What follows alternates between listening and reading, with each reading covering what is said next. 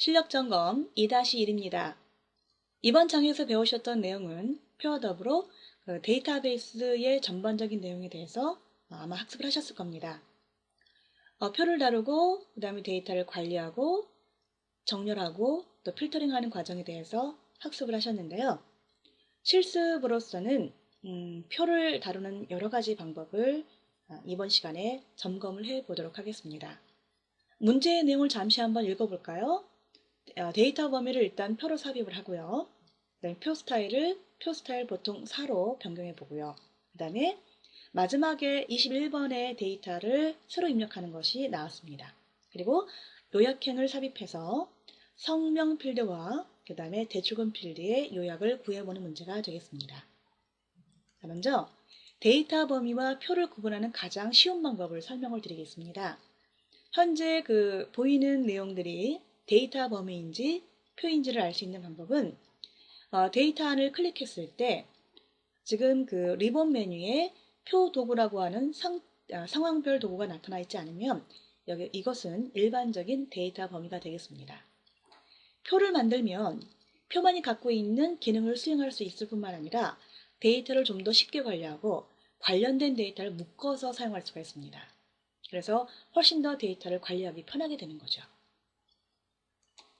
먼저 표를 삽입하기 위해서 두 가지 방법을 한번 다시 점검해 보겠습니다. 홈 탭에 있는 스타일 그룹에서 표 서식을 이용하시면 직접 서식을 넘과 동시에 표로 바뀌게 되고요. 두 번째 방법은 삽입 탭에 있는 표 명령을 통해서 선택하는 방법이 되겠습니다.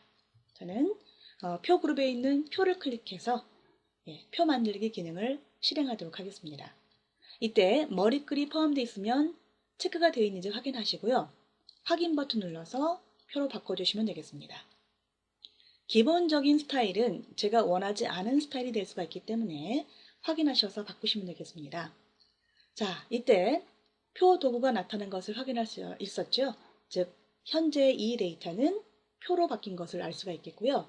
그러면서 자동으로 만들어지는 이름이 있습니다. 표가 몇 번째 만들어진 것인지에 따라서 표 이름은 결정이 되는데 계속해서 이제 다른 쪽에 이 데이터를 포함시키시려면 표 이름을 바꿔주시는 것이 좋습니다. 자, 속성 그룹에 있는 표 이름은 여러분이 변경하시면 되겠고요. 먼저 표 스타일을 바꿔보도록 하겠습니다.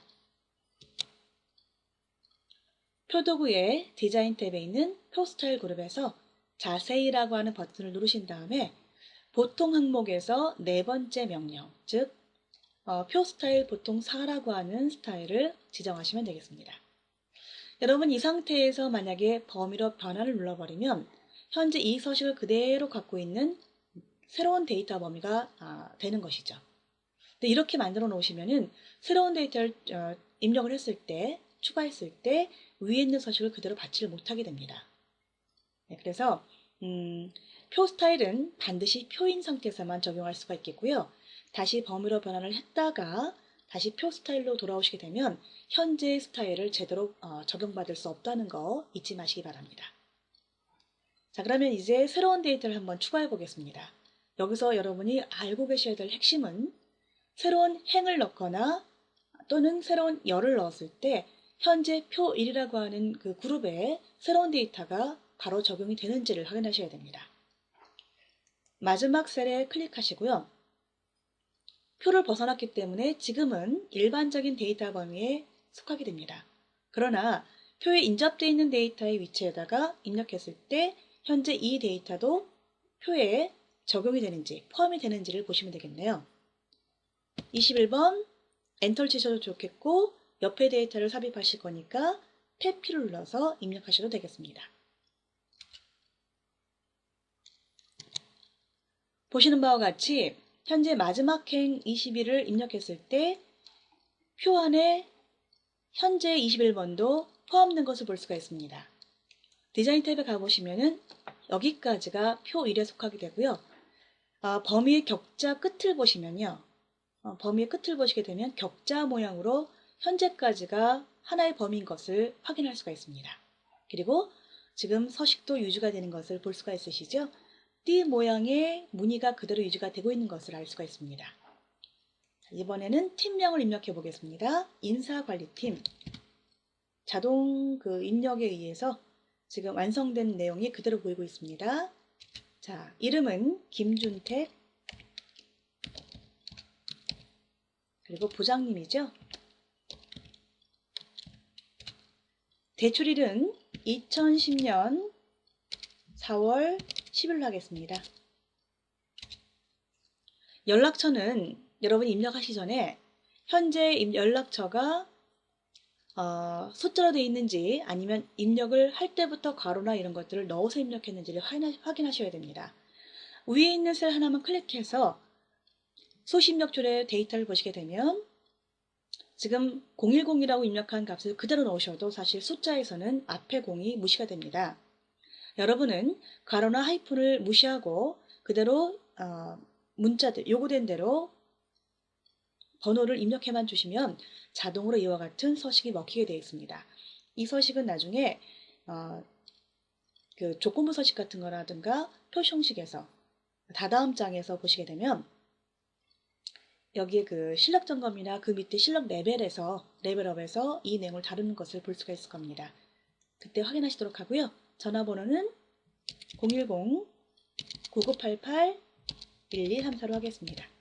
역시 탭. 마지막은 2만호로 입력하죠. 자, 여기까지 마무리하시면 21번까지 표에 추가가 되는 것을 볼 수가 있겠고요.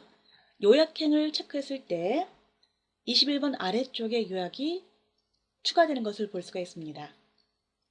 두 개의 필드에 요약을 하기로 했었죠. 성명에 클릭하셔서 개수로 선택해 주시고요. 그리고 맨 마지막에 있는 대출금은 현재 합계로 되어 있는 것을 평균으로 바꿔주시면 되겠습니다. 이때 서식에 대한 부분은 여러분이 원하시는 대로 범위를 드래그해서 홈 탭에 표시 형식에서 쉼표 스타일 같은 걸로 지정하시면 되겠습니다. 자, 여기서 한 가지 여러분한테 좀 언급을 드리자면 요약형을 삽입하셨는데요. 요약의 위치가 여러분이 이제 21번까지가 아니라 10번까지만 요약하고 싶다고 했다면 다시 한번 디자인 탭에 갔을 때 표 크기 조정이라는 명령을 통해서 표 위치를 크기를 다시 잡을 수가 있습니다.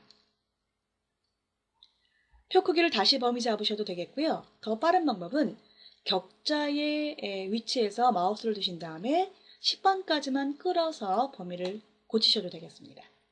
그러면 10번 이후로 나와 있는 그 데이터들은 현재 표에 포함되지 않은 일반 데이터 범위로 바뀌게 되는 거고요. 그리고 원하시는 범위까지 그룹을 다시 잡고 싶다면 지금처럼 21번까지 격자의 크기를 끌어주시면 되겠습니다. 자, 이번 시간을 계기로 해서 여러분이 표라고 하는 기능을 좀 더 다지고 이해를 잘 하실 수 있는 계기가 되셨으면 좋겠습니다.